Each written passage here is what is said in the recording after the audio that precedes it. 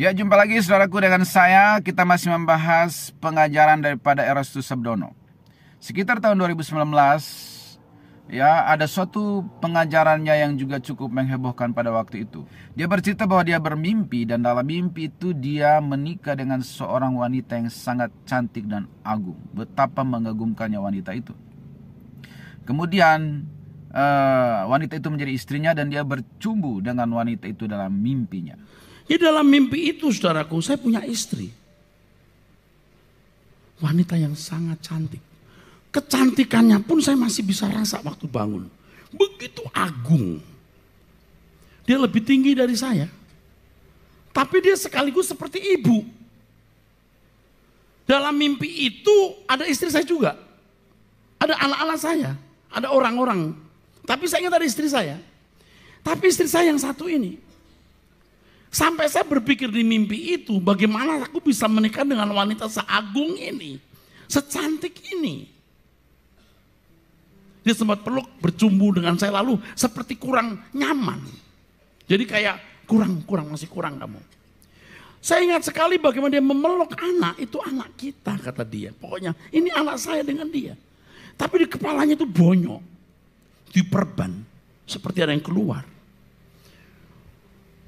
Lalu saudaraku, saya masih ingat saya bisa dalam bahasa Inggris kepada wanita ini. So sorry I hurt you. Saya sering melukai kamu lah apa. Tapi satu kata juga yang saya ucapkan, I hate me myself. Aku benci diriku karena aku melukai kamu. Dia bilang gini, it's okay, it's okay, it's okay. Jadi kayak ibu menenangkan. Saya bangun, saya gentar sekali saudara. Apa ini artinya Tuhan? Bagaimana aku bisa menikah dengan wanita begitu cantik, menggetarkan, begitu agung, lebih tinggi dari saya, dan lebih dewasa, seperti ibu.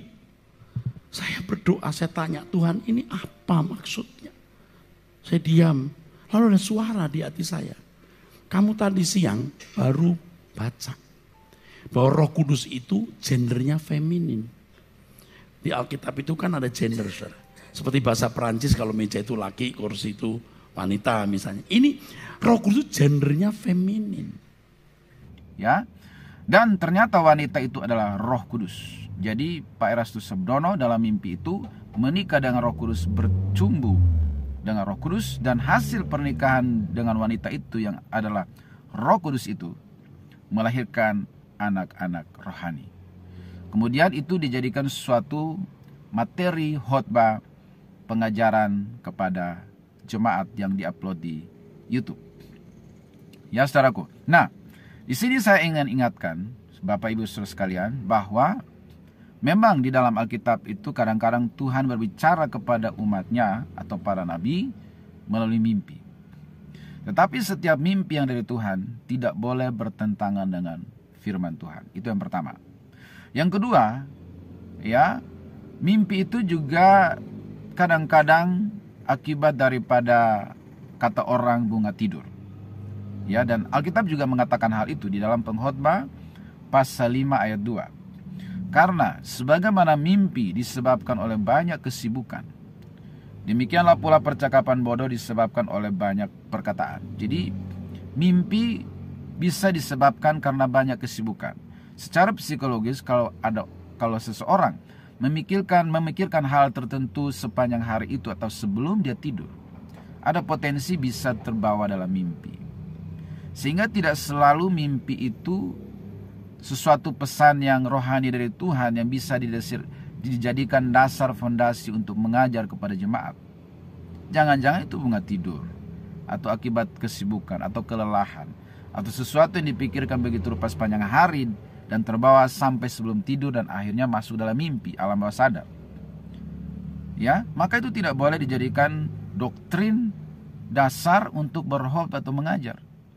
Dia cukup, kalau itu tidak bertentangan firman Tuhan, dia cukup menjadi pelengkap kesaksian aja, tidak boleh menjadi dasar firman Tuhan. Nah, kemudian tapi mimpi yang Pak Erastus Sabdono ini tidak bisa dijadikan dasar firman Tuhan. Selain bisa jadi itu adalah bunga tidur, juga memang bertentangan firman Tuhan. Ya, di dalam Alkitab memang hubungan antara Kristus dan jemaatnya digambarkan seperti mempelai laki-laki dan mempelai perempuan, pengantin laki-laki dan pengantin perempuan. Mempelai laki-lakinya itu adalah Yesus, dan gereja atau umatnya, orang Kristen, adalah mempelai perempuan. Dan di akhir zaman di dalam kitab Wahyu mengatakan bahwa akan ada pernikahan anak domba Allah, yaitu bersatunya mempelai laki-laki itu Yesus dengan gerejanya, mempelai perempuan. Di situ bertemu muka dengan muka, karena selama ini kita berdoakan dalam iman semua, ya kan? Belum bertemu muka dengan muka. Apakah dia sosoknya itu seperti gambar-gambar lukisan-lukisan atau film-film Yesus itu, atau seperti apa? Semua dengan iman. Tetapi akan datang waktunya kita face to face, bertemu muka dan muka. Tapi bukan dalam arti hubungan seksual, karena ini mempelai perempuannya ini jamaah gitu loh, gereja. Tua, muda, pendeta maupun jemaat itu di mata Tuhan semua itu adalah mempelai perempuan. Gitu. Jadi pernikahan anak domba Allah itu bukan bernada aktivitas seksual, tetapi bertemunya atau bersatunya, ya, mempelai pria itu Yesus dan mempelai perempuan itu gerejanya dalam kekekalan. Tidak ada yang memisahkan lagi selama-lamanya. Bertemu muka dan muka yang selama ini hanya di dalam iman. Itu. Jadi tidak bisa digambarkan secara vulgar suatu aktivitas seksual selayaknya orang menikah di bumi gitu loh. Kalau mimpi Pak Erastus ini kan bercumbu, ya, dengan wanita dalam mimpi ini. Oke, itu yang pertama. Nah, kemudian walaupun Kristus dan jemaat digambarkan sebagai mempelai laki-laki dan perempuan, yang tadi saya katakan itu bukan suatu penggambaran aktivitas seksual.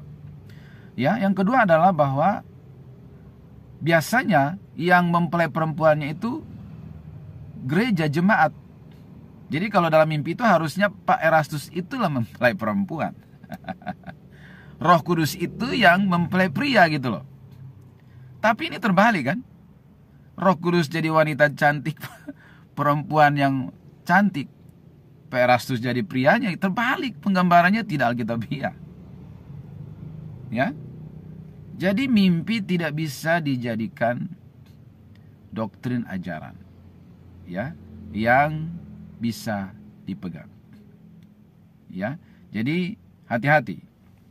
Makanya di dalam ayat yang lain, ya, firman Tuhan katakan atau memperingatkan kita bahwa di dalam Kolose pasal 2 ayat 18, janganlah kamu biarkan kemenanganmu digagalkan oleh orang yang pura-pura merendahkan diri dan beribadah kepada malaikat, serta berkanjang pada penglihatan-penglihatan dan tanpa alasan membesar-besarkan diri oleh pikirannya yang duniawi. Jadi penglihatan pun tidak boleh dijadikan dasar pengajaran.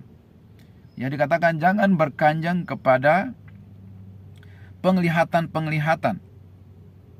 Ya, jadi dasar pengajaran kita, teologia, khotbah kita haruslah firman Tuhan. Penglihatan, mimpi itu adalah pelengkap, tapi tidak boleh bertentangan dengan firman Tuhan.